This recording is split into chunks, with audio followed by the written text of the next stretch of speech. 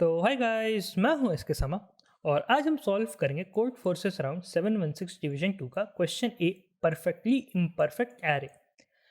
तो जो लोग पिछले 2-3 कॉन्टेस्ट से वेट कर रहे हैं कि मैं वीडियो नहीं बना रहा हूँ, तो उनके लिए आगे भी वीडियो अफेक्टेड रहेंगे। मैं कोविड पॉजिटिव हो गया हूँ और गला में थोड़ा दिक्कत है, ज़्यादा देर बोलने में दिक्कत हो रही है, तो इसीलिए वीडियो नहीं बना पा रहा था। आज थोड़ा ठीक लग रहा था, सोचा कि वीडियो बना देता हूँ।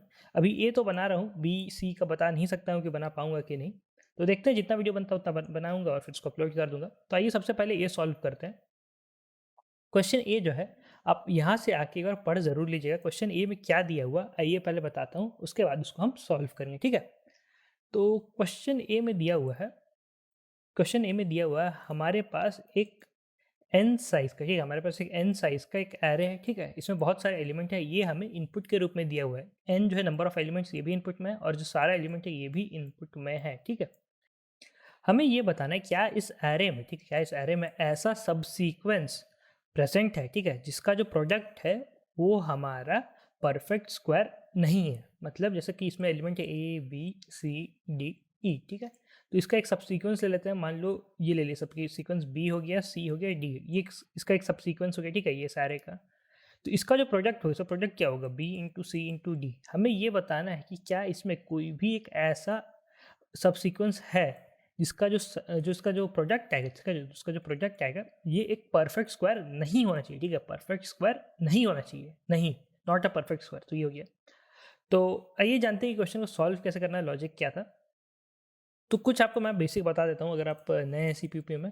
तो सब सीक्वेंस का मतलब क्या होता है, सब एरे से कैसे डिफरेंस होता है। तो देखो, सब एरे में क्या होता है, सब एरे में जैसे आप कोई नंबर लिए ए बी सी डी ई, ठीक है, सब एरे आपका कंटिन्यूस होता है। अगर आप यहाँ से लिए हो और यहाँ तक लेना है तो ये तीनों एलिमेंट को लेना होगा, ठीक है। लेकिन सब सीक्वेंस में क्या होता है, सब सीक्वेंस मान लो ऐसे हो गया ए बी सी डी ई, ठीक है। तो इसका एक सब सीक्वेंस ऐसा भी हो सकता है ए सी डी, ये भी एक इसका सब सीक्वेंस हो सकता है। देखो यहाँ से, देखो हमने बी को हटा दिया, तो इसमें मतलब हम बीच के एलिमेंट को भी हटा सकते हैं। तो ये हमारा एक सब सीक्वेंस कहलाता है, और ये सब एरे होता है जो कि पूरा कंटिन्यूस होता है, ठीक है। इसका ऑर्डर चेंज नहीं हो सकता, मतलब सी ए डी, ये ऑर्डर चेंज नहीं होता सब सीक्वेंस में, ठीक है। ऑर्डर सेम रहना चाहिए, लेकिन बीच से एलिमेंट हम हटा सकते हैं। तो ये मैं सोचा कि अगर आप नए हैं तो बता देता हूँ कि सब सीक्वेंस क्या होता है। तो भैया अब इसको सॉल्व कैसे करें, इसका सॉल्व करने का लॉजिक क्या है। देखो भाई, ये हमारा एक एरे है। परफेक्ट स्क्वायर का आप 2-3 प्रॉपर्टी जान लो। परफेक्ट स्क्वायर का प्रॉपर्टी क्या होता है, तो मान लो अगर कोई दो नंबर x और y, ठीक है, अगर ये खुद एक परफेक्ट स्क्वायर है, अगर ये खुद एक परफेक्ट स्क्वायर है, तो इन दोनों का जो प्रोडक्ट होगा एक्स वाई, ये भी एक परफेक्ट स्क्वायर कहलाएगा। मतलब ये होगा, कैसे होगा, एग्जांपल चाहिए। 4 ले लो और इसका मान लेते हैं ये हो गया 4 हो गया एक, और ये मान लेते हैं ये 9 हो गया, ठीक है। ये दोनों परफेक्ट स्क्वायर है, ठीक है। इसका स्क्वायर रूट क्या होगा, सब स्क्वायर रूट होगा 2, इसका स्क्वायर रूट होगा 3, ठीक है। तो इसका x और y क्या हो जाएगा, x इंटू वाई, ये हमारा 36 हो जाएगा। ये 36 किसका स्क्वायर रूट है, ये 36 किसका स्क्वायर है, 36 हमारा 6 का स्क्वायर है। और 6 किससे बना, 2 इंटू 3 से, ठीक है। तो दिख रहा है ना, इन दोनों का जो स्क्वायर रूट है, जो x और y जो है, ठीक है, इन दोनों का जो स्क्वायर रूट है, उन दोनों को आप मल्टीप्लाई कर दोगे तो ये जो इन दोनों का प्रोडक्ट है, एक्स और वाई का जो प्रोडक्ट है, उसका जो स्क्वायर रूट होगा वो और कुछ नहीं, इन दोनों का इंडिविजुअल स्क्वायर रूट का प्रोडक्ट है, ठीक है। तो इसीलिए अगर कोई दो नंबर अपने ही एक परफेक्ट स्क्वायर है, अगर अपने ही परफेक्ट स्क्वायर है, तब उसका जो प्रोडक्ट आएगा वो भी एक परफेक्ट स्क्वायर ही कहलाएगा, ठीक है। ये हो गया। अब देखो भाई, एक चीज़ और क्या है, मान लो कोई दो नंबर हो गए एक्स और वाई, फिर मान लो, ठीक है, ये परफेक्ट स्क्वायर नहीं है, ये हमारा परफेक्ट स्क्वायर नहीं है, ठीक है। लेकिन हो सकता है कि इन दोनों को मल्टीप्लाई करे, हो सकता है कि इन दोनों को मल्टीप्लाई करे तो ये जो x इंटू वाई आएगा ये एक परफेक्ट स्क्वायर हो जाएगा, ठीक है। तो यहाँ दिक्कत हो गया, तो ऐसे हम ले नहीं सकते, ठीक है। तो इतना झमेला हो रहा है, तो भैया इतना झमेला करना ही क्यों है यार। देखो यार, ये हमारा एरे है, ठीक है, इसका A B C D E F, ठीक है, ये हो गया। इसका ए भी तो इसका एक सब सीक्वेंस ही हुआ, सिर्फ एक सिंगल एलिमेंट ए भी इसका सीक्वेंस सब सीक्वेंस हुआ, सिंगल एलिमेंट बी भी एक सब सीक्वेंस हुआ, सिंगल एलिमेंट सी भी सब सीक्वेंस हुआ, सिंगल एलिमेंट डी भी सब सीक्वेंस हुआ, सिंगल एलिमेंट ई भी सब सीक्वेंस हुआ, ठीक है। ये सब सारे सब सीक्वेंस, इतना तो पता ही है। और मैंने बताया कि अगर दो एलिमेंट, ठीक है, अगर दो एलिमेंट परफेक्ट स्क्वायर है, जैसे ए और सी मान लो परफेक्ट स्क्वायर है, तो इन दोनों को हम इंडिविजुअली भी नहीं ले सकते, तो ये भी कैंसिल हो गया, ये भी कैंसिल हो गया, और इन दोनों का हम प्रोडक्ट भी नहीं ले सकते, ए इंटू सी भी हम नहीं ले सकते, ठीक है। ये भी एक परफेक्ट स्क्वायर हो गया, तो ये इसका सब सीक्वेंस में आ सकते हैं।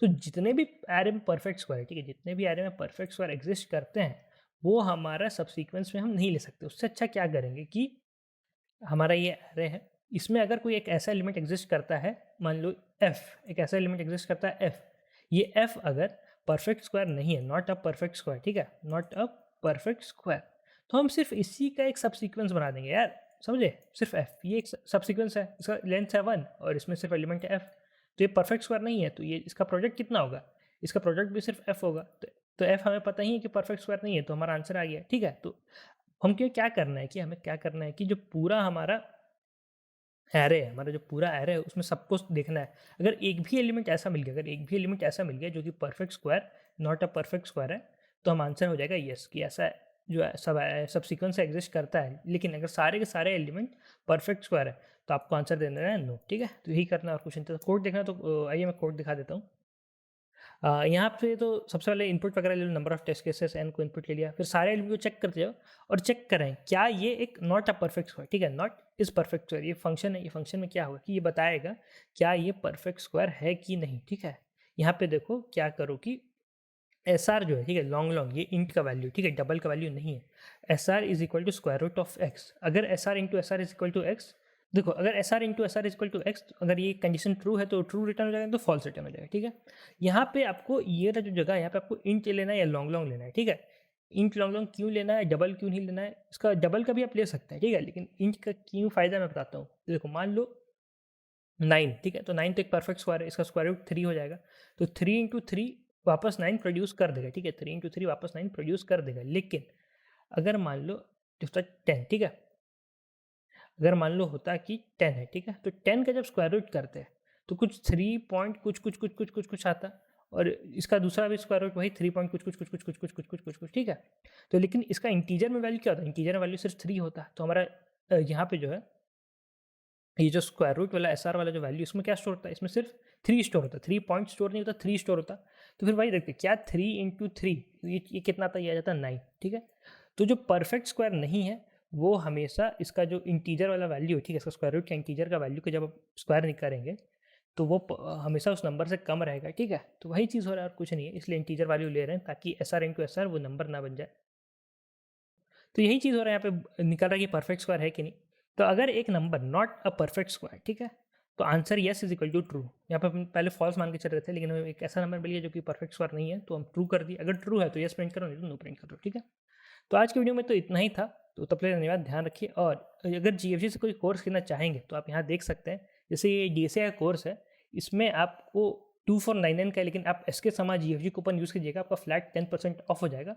और साथ ही साथ आपको यहाँ पे इंटर्नशिप का भी मौका मिलता है, ठीक है। तो कोर्स के साथ इंटर्नशिप भी इसके बाद कर सकते हैं, कोर्स करने के बाद तो आप देख सकते हैं, ट्राई कर सकते हैं। इसमें आपको डीपी से लेके सर्चिंग, सॉर्टिंग, फिर बैक ट्रैकिंग सब कुछ सिखा दिया जाता है, आप चेक कर सकते हैं।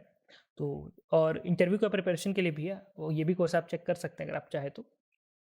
आज की वीडियो में तो इतना ही था, तब तक धन्यवाद, ध्यान रखिए, सेफ रहें। अगला वीडियो आएगा कि नहीं कोई ठीक नहीं है, ठीक है, थोड़ा ठीक लगा तो बनाऊंगा, नहीं लगा तो नहीं बनाऊंगा। तो मिलते हैं, ध्यान रखिए, सेफ रहे, bye bye. Enroll now for the best in industry data structures and algorithms course, DSA self-paced with highly organized content and access to premium video lectures recorded by Mr. Sandeep Jain himself, covering all the important DSA topics, along with more than 200 plus algorithmic problems of varying difficulty, which will keep your brain always drilling deeper into concepts. And don't worry if your code lets you down sometimes. A customized hint section is always there to help. Evaluate yourself with the periodic contests and become the DSA expert these companies want. Take charge now and make DSA your biggest strength with us.